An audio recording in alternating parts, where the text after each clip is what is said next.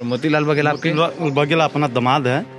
वो रायपुर से ड्यूटी से आ रहा था और आते आते भिलाई 3 में एक हादसा हो गया उसके साथ। ऐसा हादसा हुआ, नौजवान लड़का था, 2 छोटे छोटे बच्चे हैं। कैसे हुआ था?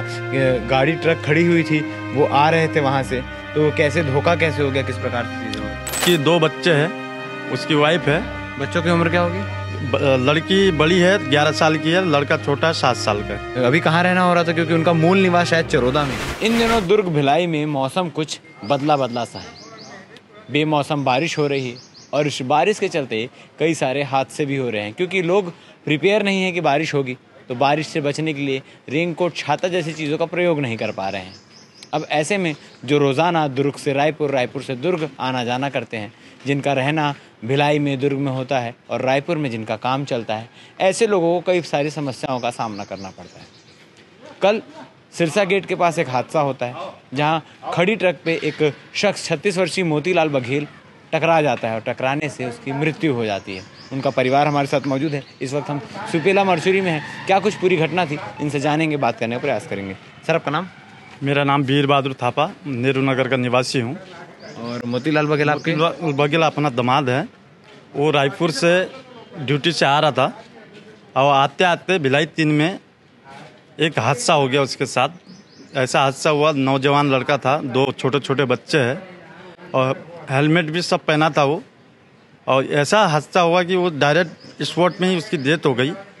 गाड़ी आपको क्या पता चला हादसे के बारे में? क्या पता चला है कि रायपुर से जब वो आ रहे थे तो क्या कुछ हुआ? वहाँ से 112 वाले ने कॉल किया कि यहाँ पे एक्सीडेंट हो गया है, ये बंदा आपका क्या लगता है करके। तो हमने उनको जवाब दिया कि ये अपना ही हुआ है। पहले तो हम उनकी बात को वो नहीं कर पाए थे कि मजाक कर रहे थे कि ये सब अचानक इस टाइप का सुने, तो हम भी वो हो गए। फिर बाद में आके देखे, जो फोटो देखा है तो हमको पता चला कि हाँ वही है करके। तो कैसे हुआ था? गाड़ी ट्रक खड़ी हुई थी, वो आ रहे थे वहाँ से, तो कैसे धोखा कैसे हो गया, किस प्रकार से चीज़ें हुई? अब इतना तो हम भी नहीं देखा, उसको भी समझ में नहीं आया कि गाड़ी खड़ी है, चल रही है। मतलब सुनने में जितनी चीज़ें आई है कि उनको ऐसा महसूस हुआ कि गाड़ी चल रही है, क्योंकि गाड़ी का इंडिकेटर जल रहा था। उसको ऐसा लगा कि गाड़ी चल ही रही है। जब सामने पहुंचा तो वो अपना संभालने की कोशिश किया। कहाँ पे चोटें आई हैं, क्या बताया? ये आँख उसका निकल गया है बाहर और आँख के साइड में पूरा फट गया है। सर पे में चोटें आई, जिससे स्पॉट डेथ हुआ है। जी। परिवार में कौन कौन रहता है? उसकी 2 बच्चे हैं, उसकी वाइफ है। बच्चों की उम्र क्या होगी? लड़की बड़ी है, 11 साल की है, लड़का छोटा 7 साल का है। और अभी कहाँ रहना हो रहा था, क्योंकि उनका मूल निवास शायद चरोदा में है? उनका घर है पदम नगर में घर है, और वो बच्चे KPS में पढ़ते हैं। उसी चलते वो यहाँ अपने ससुराल में रह रहे थे। कब से रह रहे थे ससुराल में? ये लगभग हो गया 1 साल के आसपास। बच्चों की पढ़ाई के लिए? जी। रायपुर में कहाँ काम करते थे? ये टाटीबन के पास कोई कंपनी है, वहाँ पे हाइड्रा चलाता है। हाइड्रो ऑपरेटर थे। तो कल जब ये सारी घटना हुई, आप लोग को सूचित किया गया, उसके बाद क्या कुछ हुआ? आप लोग सीधा यहाँ लेके आए? वो आप ही के घर आ रहे थे कि चरोदा जा रहे थे? वो सीधा घर आ रहे थे। भिलाई, मतलब भिलाई में कहाँ रहना? नेहरू नगर में। नेहरू नगर आ रहे जी। थे। उसी वक्त ये पूरा हादसा हुआ? जी जी।